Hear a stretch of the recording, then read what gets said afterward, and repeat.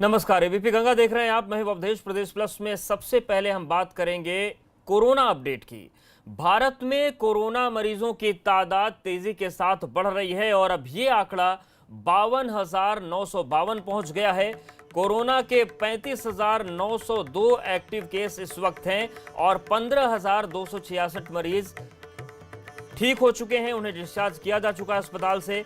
भारत में 1783 लोगों की अब तक मौत हो चुकी है। झांसी में 4 नए कोरोना पॉजिटिव केस सामने आ गए हैं। तो ये इस वक्त का कोरोना अपडेट है। भारत में अब संख्या 53,000 पहुंचने वाली है। आंकड़ा तेजी के साथ बढ़ रहा है, चिंताएं बढ़ रही हैं।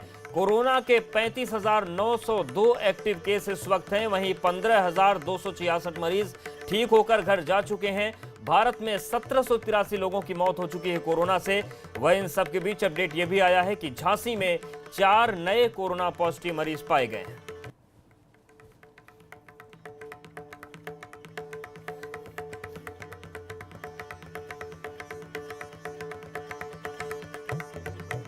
तो 52,952 मामले हो चुके हैं, मतलब अब आंकड़ा 53,000 को छूने जा रहा है। और रुक करते हैं कोरोना 25 का। देश में कोरोना के कंफर्म केस 52,952। अब तक 1,783 लोगों ने गंवाई जान। 24 घंटे में 3500 से ज्यादा नए केस। आगरा में कोरोना के 14 नए मामले सामने आए। जिले में मरीजों की तादाद पहुंची 667। मौत का आंकड़ा 18 पहुंचा। अमेठी में बड़ा कोरोना पॉजिटिव मरीजों का आंकड़ा। जांच के लिए लखनऊ भेजे गए 2 लोगों की रिपोर्ट आई पॉजिटिव। जिले में मरीजों की संख्या पहुंची 3।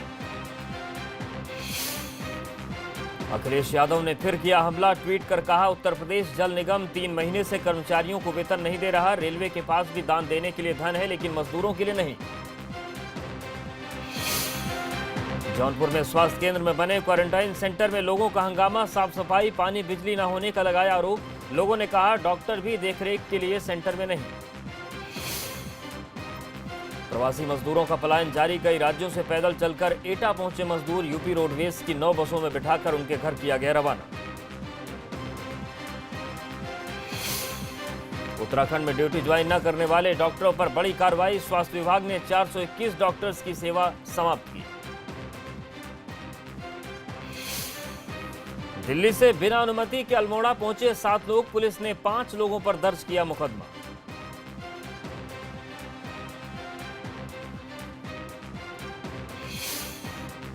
नेशनल शूटर आयुषी और उनके पति सक्षम जाम्बिया में फंसे। पूर्व मुख्यमंत्री हरीश रावत ने फेसबुक पर शेयर की दोनों की फोटो। सरकार से लगाई वापस लाने की गुहार। यूपी के मंत्री लक्ष्मी नारायण चौधरी ने कोविड-19 से चल रही जंग में बढ़ाए मदद के हाथ। मुख्यमंत्री कोविड केयर फंड में दान किए 1 करोड़ 80 लाख रुपए।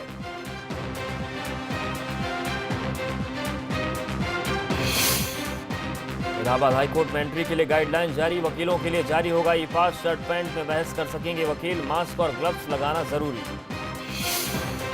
उत्तराखंड लौटे प्रवासियों का पौड़ी पुलिस ने किया स्वागत। लाइन में खड़े होकर लोगों का सम्मान किया। सरकार के दिए दिशा निर्देशों के बारे में भी बताया। अंतर्राष्ट्रीय महिला पहलवान अंशु तोमर ने लॉकडाउन के बीच बागपत में रचाई शादी। सोशल डिस्टेंसिंग का रखा ख्याल। महाराष्ट्र में कोरोना मामलों में सबसे बड़ा उछाल। 24 घंटे में रिकॉर्ड हुए कोरोना के 1235 नए केस। मरीजों की संख्या पहुंची 16,758। मुंबई में 10,000 के पार कोरोना मरीज। 24 घंटे में 769 नए मामले। 25 लोगों की हुई मौत। राजधानी दिल्ली में बुधवार को 428 नए मामलों की पुष्टि। संक्रमित मरीजों का आंकड़ा पहुंचा 5532। एक शख्स ने कोरोना से तोड़ा दम। कोरोना को लेकर विश्व स्वास्थ्य संगठन ने फिर दी चेतावनी का, अगर लॉकडाउन खोलने में लापरवाही हुई तो फिर से लौटेगा कोरोना। कोविड-19 से यूएस ज्यादा दबा। डोनाल्ड ट्रंप बोले, पर्ल हार्बर और 9/11 हमले से भी बदतर है कोरोना अटैक। दुनिया भर में कोरोना से तबाही जारी। मरीजों की संख्या पहुंची 38 लाख पार। 2,64,000 से ज्यादा मौतें। अमेरिका में नहीं थम रही कोरोना की आफत। 74,000 से ज्यादा लोगों की मौत। मरीजों की संख्या बढ़कर हुई 12,63,092। रूस में लगातार चौथे दिन बुधवार को record 10,000 corona virus case report. अब तक 1,537 लोगों की देश में मौत। बेल्जियम में 11 मई से फिर से सभी दुकानें खुलेंगी। इस दौरान सोशल डिस्टेंसिंग का सख्त पालन करना होगा। जरूरतमंदों को खाना पहुंचा रहे सलमान खान के बीइंग हैंग्री ट्रकों में जरूरतमंदों के लिए खाने के पैकेट दिए जा रहे हैं।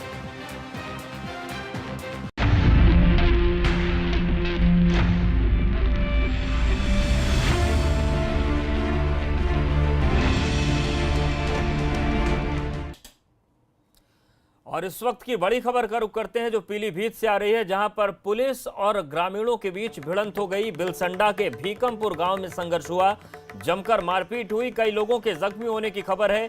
घायलों को सीएचसी में भर्ती करा दिया गया है। देर रात पुलिस की गश्त के दौरान झड़प हुई थी और 23 नामजद समेत 50 अज्ञात आरोपियों पर केस दर्ज हुआ है।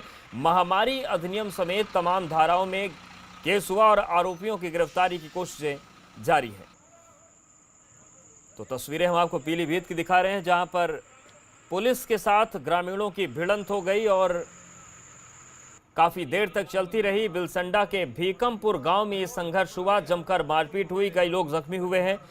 घायलों को फिलहाल सीएचसी में भर्ती करवा दिया गया है और मामला भी दर्ज किया गया। देर रात पुलिस की गश्त के दौरान ये झड़प हो गई थी। 23 नामजद हैं, जबकि 50 अज्ञात आरोपी, यानी कि कुल 73 लोगों पर मामला दर्ज किया गया है। महामारी अधिनियम समेत तमाम धाराओं में केस दर्ज किए गए।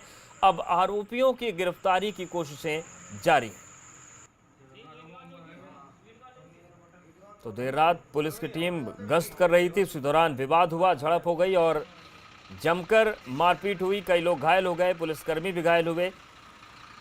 23 नामजद लोग हैं, जबकि 50 अज्ञात हैं, यानी कि 73 लोगों के खिलाफ मामला दर्ज किया गया है। इसमें महामारी अधिनियम के तहत भी मामला दर्ज किया गया है। बीपी गंगा पर एक्सक्लूसिव तस्वीरें आप देख रहे हैं और विक्रांत हमारे साथ जुड़ गए हैं। विक्रांत, आखिर वजह क्या थी कि दोनों तरफ से भिड़ंत हो गई और हालात ये बन गए?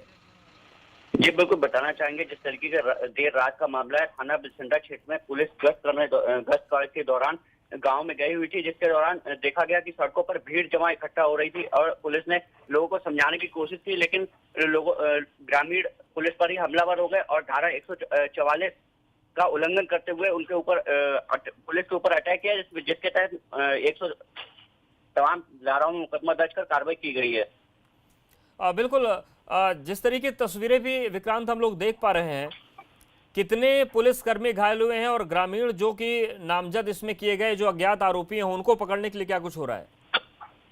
जी बिल्कुल बताना चाहेंगे, 23 नामजद सहित 50 अज्ञात लोगों के खिलाफ महामारी अधिनियम जैसी धाराओं में केस दर्ज किया गया है। ग्रामीणों की अगर बात की जाए तो ग्रामीण मौके से फरार हैं। पुलिस लगातार गश्त दे रही है, आरोपियों के घर दबिश दी जा रही है और गिरफ्तारी के प्रयास जारी है। अगर बात की जाए घायलों की, तो 4 पुलिसकर्मी जिसमें घायल हुए थे, इसमें 1 पुलिसकर्मी की गंभीर हालत बताई जा रही है। शुक्रिया जानकारी और अपडेट्स को देने के लिए। और बड़ी खबर प्रयागराज से भी है, जहां पर 3 लोगों की हत्या कर दी गई। एक ही परिवार के 3 लोगों की हत्या हुई है। सीएम योगी ने घटना का संज्ञान लिया है और अधिकारियों को मौके पर जाने के निर्देश दिए हैं। मौके पर कई थानों की फोर्स मौजूद है। मांडा थाना क्षेत्र के आंधी गांव की ये घटना है। तो इस वक्त की बड़ी खबर प्रयागराज से, जहां पर एक ही परिवार के 3 लोगों की हत्या कर दी गई और मुख्यमंत्री ने सीधे संज्ञान ले लिया इस मामले का। अधिकारियों को मौके पर भेजा गया है। कई थानों की फोर्स मौके पर मौजूद है। तनाव के हालात हैं। मांडा थाना क्षेत्र के आंधी गांव की घटना है, जहां पर एक ही परिवार के 3 लोगों की हत्या कर दी गई और कई थानों की फोर्स को वहां पर भेजा गया है। आला अधिकारी भी वहां पर पहुंच गए हैं। तनाव के हालात हैं या नहीं है, जानने की कोशिश करते हैं। मोइन हमारे साथ प्रयागराज से जुड़ गए हैं। मोइन, हत्या की वजह क्या थी? हत्यारे कौन थे? कुछ जानकारी मिल पा रही है क्या? जी अभी ये साफ नहीं हो सका है कि एक ही परिवार के 3 लोगों का कत्ल किसने किया, किस वजह से किया। अभी पुलिस के टीमें मौके पर हैं, अभी फोरेंसिक टीम भी पहुंची हुई है, डॉग स्क्वाड भी पहुंचा हुआ है। सैंपल कलेक्ट किए जा रहे हैं, जो वहां पर सबूत हैं उनको जुटाने की कोशिश की जा रही है और उन्हीं के सहारे कोई क्लू तलाश करने की कोशिश की जा रही है कि कोई ऐसा क्लू मिले जिसके सहारे ये पता किया जा सके कि एक ही परिवार के 3 लोगों को, जो कि रात को सो रहे थे, उन्हें क्यों और किसने। बिल्कुल, ये अपने आप में एक बड़ा सवाल है। शुक्रिया आपका जानकारी और अपडेट्स को देने के लिए।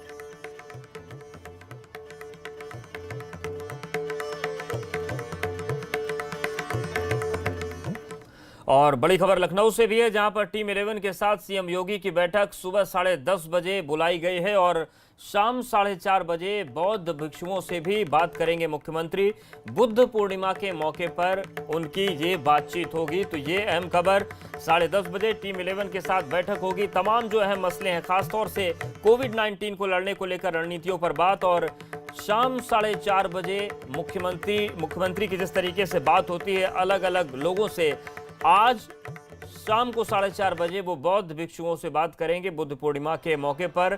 और मुख्यमंत्री ने ट्वीट भी किया है। उन्होंने लिखा कि बुद्ध पूर्णिमा के पावन अवसर पर सभी धर्मप्राण जनता से अपील है कि कोरोना वायरस के संक्रमण का दौर चल रहा है, धार्मिक अनुष्ठान हम घर पर रहकर करें और लॉकडाउन और सोशल डिस्टेंसिंग का पूर्ण पालन करें। और आगे उन्होंने लिखा कि इससे भारत के कोरोना वायरस के विरुद्ध अभियान को गति मिले।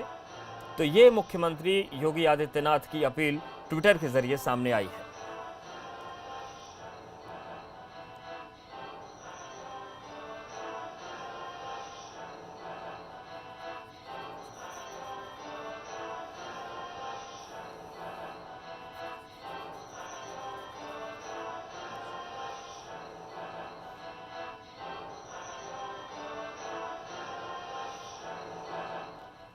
और बड़ी खबर लखनऊ से है, जहां पर सुप्रीम कोर्ट शिक्षा मित्र अब जाएंगे हाई कोर्ट के फैसले के खिलाफ।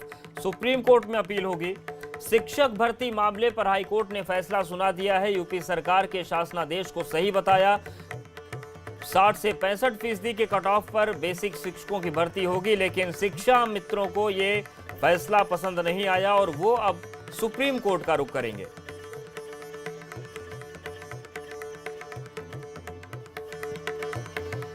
और तो इस मसले पर लंबे समय से खींचतान चल रही थी और 3 खास मेहमान भी हमारे साथ जुड़ गए हैं। अंशु सिंह याचिकाकर्ता हैं, अनिल यादव जी शिक्षा मित्र हैं, व्हाट्सएप से हमारे साथ जुड़ रहे हैं, और मेहा रश्मि अधिवक्ता बीएड पक्ष लखनऊ से हमारे साथ जुड़ रहे हैं। शिक्षा मित्र अनिल यादव भी हमारे साथ जुड़ रहे हैं। शैलेश भी हमारे साथ बने हैं। शैलेश, जिस तरीके से पूरी स्थिति बन रही है, हाईकोर्ट का फैसला बहुत दिन से इंतजार उसका हो रहा था, फैसला आने के बाद आपत्ति किन बिंदुओं पर है? अवधेश, निश्चित रूप से ये 15 महीने, 1.25 साल से इस फैसले का इंतजार हो रहा था और वो इंतजार सिर्फ अभ्यर्थियों को नहीं, सरकार को भी था। योगी सरकार की दूसरी बड़ी शिक्षक भर्ती थी। 69,000 पदों पर भर्ती के लिए परीक्षा हुई थी 6 जनवरी 2019 को, और परीक्षा के एक दिन बाद उसके लिए पासिंग मार्क तय किए गए। इसी को लेकर विरोध किया गया। शिक्षा मित्र जो थे वो कोर्ट पहुंच गए और कोर्ट जाने के बाद उनको सिंगल बेंच से राहत भी मिल गई थी। इसके खिलाफ में सरकार जो है और जो बाकी जो अभ्यर्थी नहीं चाहते थे, चाहे वो बीएड के हो बीटीसी के, कि जो सरकार के साथ थे कह सकते हैं, वो इसके खिलाफ डबल बेंच में पहुंचे और डबल बेंच से फैसला जो आया है वो सरकार के पक्ष में और उन अभ्यर्थियों के पक्ष में है जो सरकार से तय पासिंग मार्क्स के साथ में है, यानी 60 और 65%। शिक्षा मित्रों के लिए बड़ा झटका इसलिए है क्योंकि जब इनका समायोजन रद्द हुआ था तो उस समय इन लोगों को 2 मौके देने के लिए कहा था कोर्ट ने सरकार को कि आगे जो भर्तियां आएंगी उनमें इन्हें वेटेज दिया जाए, छूट जो दी जा सकती है वो दी जाए। तो ये इनके सामने दूसरा मौका था और ये उनके लिए एक झटके की तरह है। यही वजह है कि शिक्षा मित्रों ने कहा है कि वो अब सुप्रीम कोर्ट का दरवाजा खटखटाएंगे। हम सीधे चलते हैं, हमारे साथ में मेहा रश्मि जी मौजूद हैं जो वरिष्ठ अधिवक्ता हैं और बीएड की पक्षकार रही, काफ़ी मजबूती से केस लड़ा और जीते भी हैं ये लोग इस केस को। सीधे हम उन्हीं से बात करते हैं इस केस की टेक्निकलिटीज़ को लेकर। अवधेश, मेहा जी स्वागत है आपका। मेहा जी ये बताएं कि जो केस था, पहले तो हम जानना चाहेंगे कोर्ट का जो ऑर्डर था वो किस तरह से सामने आया है कल? जी, कल कोर्ट ने एक बहुत ही हिस्टोरिक और बहुत ही महत्वपूर्ण जजमेंट दिया है। कोर्ट ने सबसे पहली बात ये कही है कि जो गवर्नमेंट ऑर्डर था जिसके अंतर्गत कट ऑफ 60-65 डिटरमिन किया गया था वो बिल्कुल वैलिड है और उसमें इंटरफियरेंस करने की कोई ज़रूरत नहीं है। ये कहते हुए कोर्ट ने सिंगल जज का ऑर्डर रिवर्स कर दिया है, जैसा कि आपने कहा। दूसरी चीज़ कोर्ट ने ये कही है कि जल्द से जल्द सरकार 60-65 के ही आधार पर रिजल्ट्स घोषित करे और सुप्रीम कोर्ट ने जो जनवरी के महीने में भोला प्रसाद वर्सेस यूनियन ऑफ इंडिया में डायरेक्शंस दिया था उसे कंप्लाई करते हुए प्रेफरेबली विद इन 6 मंथ्स ये रिजल्ट्स डिक्लेयर करे। मेहा जी, क्या ऑर्डर इसका जो कोर्ट का है वो आ चुका है सामने? अब अभी हमें डिटेल जजमेंट का इंतजार है, पर डिटेल जजमेंट का इंतजार है। शैलेश हमारे साथ बने रहिए। अनिल यादव जी भी हमारे साथ बने हैं, प्रदेश अध्यक्ष उत्तर प्रदेश दूरस्थ बीटीसी शिक्षक संघ। अनिल यादव जी, ये जो पूरा फैसला सामने आया है, इसमें आपत्ति किन बिंदुओं पर है? क्यों सुप्रीम कोर्ट जाने का आप लोगों ने फैसला किया है? देखिए, शिक्षा मित्रों की नियुक्ति 2001 में हुई और कुछ लोगों ने जी जी, सुन पा रहे हैं आपको। कुछ लोगों ने उसको चैलेंज किया और सुप्रीम कोर्ट में 25 जुलाई 2017 को एक आदेश आया जिसमें समायोजन निरस्त कर दिया गया। जी और निरस्त करने के बाद सुप्रीम कोर्ट ने राज्य सरकार को यह आदेशित किया कि शिक्षा मित्रों को 2 अटेम्प्ट खुली भर्तियों में वेटेज देते हुए सीधी भर्ती किया जाए। और जब आदेश सरकार के पास आया, हम लोग सरकार से कई बार मिले, माननीय मुख्यमंत्री जी से भी मिले, और उसमें हम लोगों के ऊपर एक लिखित परीक्षा ठोक दी गई। जी 20 साल की उम्र हो चुकी है, उसके बाद लिखित परीक्षा हमारे साथ करती गई। चलिए ठीक है, वो भी ठीक है। हम लोग परीक्षा के लिए तैयार हुए, परीक्षा दिए। परीक्षा के पहले कट ऑफ कोई नहीं था। सेकंड भर्ती में 69,000 की मैं बात कर रहा हूँ, कोई नहीं था। और परीक्षा हुई और शाम को कट ऑफ कर दिया गया। माननीय, मैं आपके माध्यम से माननीय मुख्यमंत्री जी, मंत्री जी से और सरकार से निवेदन करता हूँ कि आपको कट ऑफ लगाना ही था तो परीक्षा के पहले लगा दिए होते, हम उसकी तैयारी किए होते। जब हमको, आप किसी को दौड़ना है 100 किलोमीटर, और दौड़ लिया 100 किलोमीटर, उसके बाद आप कह रहे हैं जो 150 दौड़ा है वही मान्य होगा, ये कहाँ का न्याय है? ठीक है। अंशु सिंह जी, तो आप लोग की आपत्ति ये है कि जो 60 से 65% का कट ऑफ बनाया गया है, इसको कम किया जाए, ये आप लोग चाहते हैं? नहीं सर, सबसे हेलो जी जी, सुन पा रहे हैं आपको। हेलो जी जी सर, सबसे पहले आपके चैनल के माध्यम से हम मीडिया कर्मियों का बहुत बहुत धन्यवाद अदा करना चाहेंगे जिन्होंने हर मुद्दे पे हमारे मुद्दे को बहुत गंभीरता से उठाया है। और जैसा कि हमारे शिक्षा मित्र भाई कह रहे हैं कि हमें पहले से पता होता तो हम उतनी ही रेस को तय करते। तो सर, अगर आप उन्हीं प्राथमिक विद्यालयों में पढ़ा रहे हैं तो अगर उन्हीं प्राथमिक विद्यालयों का पेपर आपसे लिया जाता है तो हमें नहीं लग रहा है कि सरकार को उसके लिए पहले से या बाद में मानक तय करने की ज़रूरत है।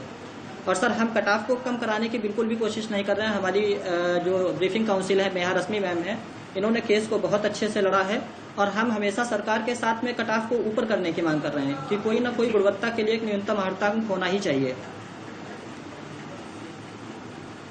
ठीक है, लेकिन गुणवत्ता की बात हो रही है, गुणवत्ता के लिए ही तो कट ऑफ की बात की जा रही है। अगर आप लोगों को गुणवत्ता के आप साथ हैं तो फिर परीक्षा का या फिर कट ऑफ का विरोध क्यों है? नहीं सर, हम कट ऑफ को बढ़ाने का विरोध, हम कट ऑफ को कम करने का विरोध कर रहे हैं। हम नहीं चाहते हैं कि एक मानक को कम किया जाए। शिक्षा मित्र सिर्फ एक ऐसा पक्ष है और फेल बीटीसी एक ऐसा पक्ष है जो चाहता है कि ये मानक कम कर दिया जाए। आप 150 में से अगर 60 नंबर लाते हैं और 67 नंबर लाते हैं तो शिक्षा मित्र चाहते हैं कि इन 60 और 67 नंबर वालों को पास माना जाए और जो 150 में से 90 और 97 नंबर पाते हैं उनको फेल कर दिया जाए। एक तरह से सर ब्रीफली ये है पूरा मैटर। ठीक है, अनिल यादव जी कुछ कर रहे हैं। अनिल यादव जी, क्या कह रहे थे आप? हम कह रहे हैं कि हम शिक्षा मित्र जब 15 साल से पढ़ा रहे हैं तो गुणवत्ता की बात नहीं आती। अब वो बुजुर्ग हो चुके हैं, किसी उम्र 40 साल हो गई, अब उससे गुणवत्ता आप उसको रेस में दौड़ा रहे हैं, ये कहाँ का न्याय है? माननीय मुख्यमंत्री जी से हम तो अपील कर रहे हैं कि अब शिक्षा मित्रों के लिए आप संकल्प पत्र में जो किए हैं उसके लिए कुछ अच्छा करें, हम आपका स्वागत करेंगे। लेकिन अभी जो फैसला आया है इससे तो शिक्षा मित्र दुखी है। ठीक है अनिल जी, एक सवाल मेरा और आपसे है, उसको आप विरोध के तौर पर मत लीजिएगा, लेकिन आप ये कह रहे हैं कि 39-40 साल हमने पढ़ा लिया तो हमको उस रेस में न दौड़ाएं। तो आपके पास तो इतना अनुभव है कि उस अनुभव के आधार पर आपको और ज्यादा नंबर ऐसे मिल जाने चाहिए। नहीं सर, ये बात आप जो कह रहे हैं नंबर मिल जाने ठीक है, लेकिन आप हमको बता दिए होते ना कि आपको 200 नंबर लाना है, हम लाए होते, हम नहीं भाग रहे हैं। लेकिन आप बताया नहीं, हम एक अपना माइंड मेकअप करके चले कि नहीं हम जो आदेश है उनके अनुसार 0 है, हम 70, 40, 50, 100 जो भी पा जाएंगे हो जाए। अच्छा, मतलब आप ये कहना चाह रहे हैं कि अगर बता दिया होता तो पढ़ लेते, बताया नहीं था इसलिए हमने उसको हल्के में लिया उस परीक्षा को। नहीं, हल्के में नहीं लिया, मान लीजिए हम तैयारी करते और थोड़ा सा अपडेट करते। ठीक है शैलेश, ये पूरा पक्ष है कि पहले बताया नहीं गया, बाद में फिर कट ऑफ की बातें होने लगी। अब इन सब के बाद आगे की राह क्या है, नेहा जी से जानने की कोशिश करेंगे आपके जरिए। बिल्कुल निश्चित रूप से अवधेश। और देखिए, जैसा अभी हमने दोनों पक्षों को सुना, पहले शिक्षा मित्र को सुना जो कोर्ट जाने की बात कर रहे हैं, दूसरा पक्ष है बीएड का जिसमें अंशु सिंह की बात हमने सुनी। और अंशु सिंह लोग वो पक्ष है जो इस फैसले से बहुत खुश है। ये लोग यही चाहते ही थे कि कट ऑफ होनी चाहिए, एक मानक होना चाहिए जिससे जो काबिल बच्चे हैं उनको आगे आने का मौका मिले। हालांकि शिक्षा मित्रों का अपना पक्ष है कि उनके पास अनुभव जरूर है, लेकिन दिक्कत ये है कि एक लंबा समय हो गया और उनको नौकरी के साथ अपनी तैयारी करनी थी। खैर, अपनी अपनी दलीलें हैं, अपने अपने पक्ष है, कोर्ट का फैसला आ चुका है। हम नेहा जी के पास एक बार फिर चलेंगे। नेहा जी, शिक्षा मित्र अब सुप्रीम कोर्ट जाने की बात कर रहे हैं कि हम लोग सुप्रीम कोर्ट जाएंगे, तो उसके लिए बीएड का जो पक्ष है, आप लोग हैं, कितना तैयार है, क्या लगता है आगे के लिए? जी, हम पूरी तरह से तैयार हैं। और अगर वो सुप्रीम कोर्ट गए, वैसे उनको जाने का कोई रीज़न नहीं है, क्योंकि अगर हम सुप्रीम कोर्ट के खुद के जजमेंट्स देख लें तो अब ये बात बहुत पुष्टि से सामने आ चुकी है कि कट ऑफ निर्धारित करना सरकार का प्रेरोगेटिव है और एक हर बच्चे का ये हक है कि उसे क्वालिटी एजुकेशन मिले। जो शिक्षा मित्रों का पक्ष है वो कानून के खिलाफ है। एनीवे, अगर फिर भी वो इल एडवाइज्ड होते हैं कि वो सुप्रीम कोर्ट जाएं और आगे लड़ें, अपने रिसोर्सेज स्पेंड करें, तो हम उनके विरोध में खड़े रहेंगे। जो जस्ट है, जो फेयर है, हम उसके सपोर्ट में खड़े रहेंगे और हमारी पूरी कोशिश रहेगी कि इनकी जो पिटिशन है वो एडमिट भी ना हो और पहले दिन ही खारिज हो जाए और सुप्रीम कोर्ट इसमें कतई कोई दखलंदाजी ना दे। ये भी जानना चाहेंगे आपके जरिए चले और जल्द से जब जल्द हाईकोर्ट के सामने दलीलें दी गई तो वो कौन कौन सी दलीलें थी जो बीटीसी पक्ष ने दी और खारिज हो गई, और आगे फिर क्या, अगर वही बात वो करेंगे तो फिर उसका कितना वजन सुप्रीम कोर्ट में होगा, ये समझा जा सकता है? बिल्कुल निश्चित रूप से अवधेश, बहुत ही अच्छा सवाल और ये सबके सामने आनी भी चाहिए बातें। नेहा जी, एक चीज आपसे जानना चाहेंगे, कोर्ट में आप लोगों ने मजबूती से केस लड़ा है, जीते भी हैं, बीएड वाले सब, क्या दलीलें थी जो शिक्षा मित्रों की तरफ से रखी गई या उन लोगों की तरफ से रखी गई जो इस पासिंग मार्क के क्राइटेरिया को पूरा नहीं कर पा रहे हैं, उनकी तरफ से क्या दलीलें रखी गई जिनको कोर्ट ने खारिज कर दिया और आप लोग के पक्ष में फैसला सुनाया? देखिए, शिक्षा मित्र जो थे उन्होंने बहुत ही चतुराई से, एक आनंद कुमार यादव का जजमेंट है जिसके द्वारा इनका रेगुलराइजेशन खारिज किया गया था। उसमें आनंद कुमार यादव जजमेंट में सुप्रीम कोर्ट ने कहा था कि राइट टू क्वालिटी एजुकेशन हर बच्चे का फंडामेंटल राइट है, इसीलिए शिक्षक भर्ती में कोई भी संविधान से ऊपर नहीं है। हर शिक्षक को मिनिमम क्वालिफिकेशन होना ज़रूरी है। आगे सुप्रीम कोर्ट ने ये कहा था कि अगर कोई शिक्षा मित्र ये मिनिमम क्वालिफिकेशन ऑब्टेन कर लेता है तो सरकार अगर चाहे तो उन्हें कोई वेटेज या एज रिलैक्सेशन दे सकती है। इस चीज़ को मिस इंटरप्रेट करके और घुमाकर शिक्षा मित्रों ने इस भर्ती में ऐसा अड़ंगा लगाया, ये कहते हुए कि हम एक होमोजेनियस क्लास हैं, मतलब हम एक समान क्लास हैं, और क्योंकि पिछली बार कट ऑफ 40-45 था इसलिए इस बार भी कट ऑफ 40-45 होना चाहिए। अब मैं क्या बताऊं, ये तो अनइक्वल्स को इक्वल ट्रीट करने की बात है, क्योंकि पिछली बार का क्वेश्चन पेपर और इस बार का क्वेश्चन पेपर बिल्कुल अलग था। तो ये भी नहीं हो सकता है कि पिछली बार का 40-45 इस बार के 40-45 से आप इक्वल कह सकते हैं। तो यही शिक्षा मित्रों की सबसे मेन दलील थी कि हमें जो पिछली बार कट ऑफ दिया गया वही हमें इस बार भी कट ऑफ दिया जाए। और अब डिवीजन बेंच ने जो फैसला सुनाया है उससे ये बात सामने आती है कि मिनिमम क्वालिफिकेशन किसी के लिए भी रिलैक्स नहीं किया जा सकता है, कोई भी संविधान से ऊपर नहीं है। अगर किसी शिक्षा मित्र ने 60-65 पे क्वालिफाई कर लिया एग्जाम, तब भले ही सरकार उन्हें जो भी वेटेज देना चाहे वो दे, एज रिलैक्सेशन देना चाहे वो दे, लेकिन मिनिमम क्वालिफिकेशन होना अनिवार्य है। शिक्षा मित्रों ने एक बात और कही वहां पर, जो पक्ष रखा गया कि जो नियम थे, जो पासिंग मार्क्स थे, वो परीक्षा के बाद तय किए गए, उसको उन्होंने कहा कि गलत, ऐसा नहीं होना चाहिए। अब देखने वाली बात होगी कि लड़ाई आगे जाएगी तो क्या रुख होगा, लेकिन कुल मिलाकर मामला गुणवत्ता का है और गुणवत्ता को लेकर अब किस तरीके से चीजें आगे बढ़ेंगी वो देखने वाली बात होगी। शैलेश, शुक्रिया आपका, और आप दोनों का भी बहुत शुक्रिया, अंशु जी और अनिल जी। ये पूरी तस्वीर है और अब देखने वाली बात होगी कि जो 69,000 शिक्षक भर्ती की लड़ाई थी ये यहां से थमेगी, यह मामला अभी कोर्ट में ऐसे ही लटका रह गया। पर वक्त एक बहुत छोटे से ब्रेक का है, फौरन हाजिर होते हैं।